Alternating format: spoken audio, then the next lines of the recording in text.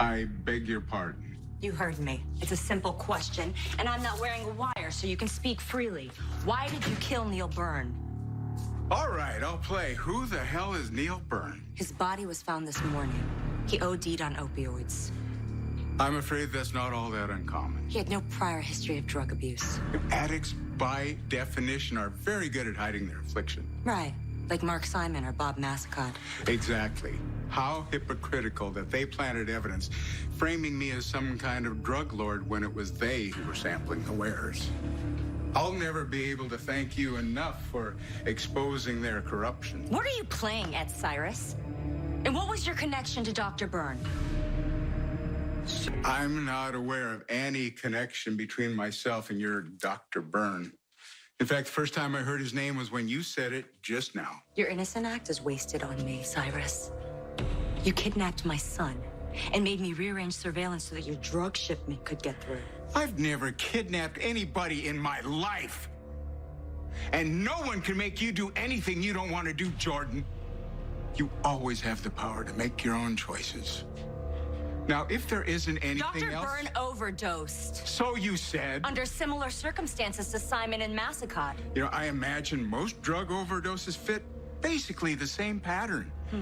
People die all the time. It doesn't mean I had a hand in it. Unless they were your drugs. Which makes you legally responsible for their deaths. I have no connection to drugs. You yourself exonerated me. Although now... What? You come in here late at night hurling accusations and innuendo. You know, someone could accuse you of reviving your vendetta against an innocent man, couldn't they, Commissioner? Weren't you the one who exonerated me? It doesn't seem like it was that long ago. I don't think it was a dream or my imagination. It's a lot of words to remind me how you threatened to kill my son unless I did what you wanted. What an imagination you have. You make it almost impossible for me to thank you. Then don't. Oh, but I must.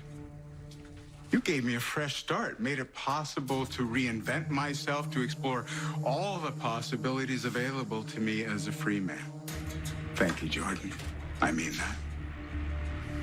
Say you're welcome. You've made yourself welcome enough. You don't need to hear it from me. And since you're an innocent man leading a lawful life, you no longer require the personal attention of the police commissioner.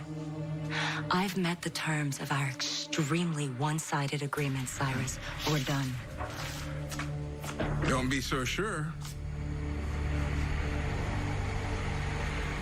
Can you... Your faith in me, but adjusting to life outside prison takes time, especially after such a long stretch inside. Oh, don't sell yourself short, Cyrus.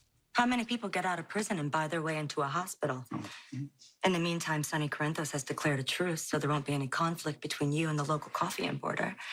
Clearly, my services are no longer needed. You seem to have made a bit of an overcorrection from callous pessimist to wide-eyed optimist. I suggest you split the difference and embrace a more pragmatic approach. Pragmatic? In what way? One never knows when old friends might come in handy. I mean, isn't that what you felt when you invited your friend Taggart to town?